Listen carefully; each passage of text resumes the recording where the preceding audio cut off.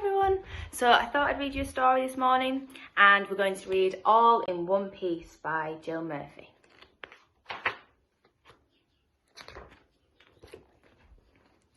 Mr. Large was getting ready for work. "Don't forget the office dinner dance tonight, dear," he said. "Of course I won't," said Mrs. Large. "I've been thinking about it all year." "Are children allowed at the dinner dance?" asked Lester.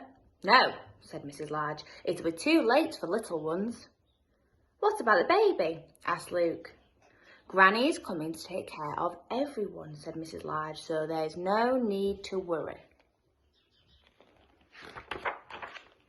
Granny arrived at tea time.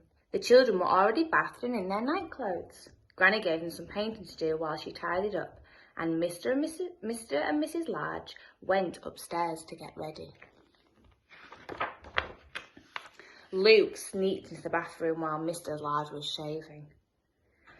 "Will I have to shave when I grow up?" he asked, patting foam onto his trunk. "Go away," said Mr. Large. "I don't want you ruining my best trousers."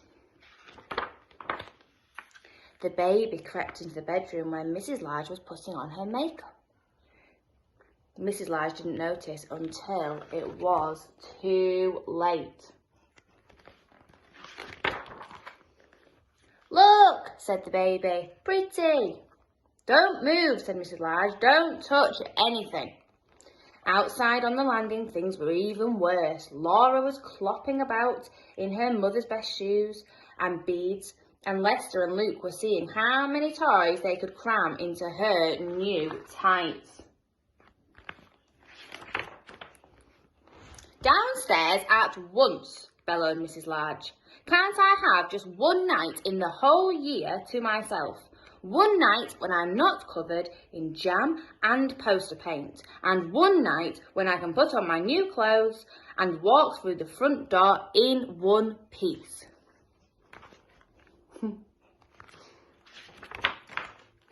The children went downstairs to Granny.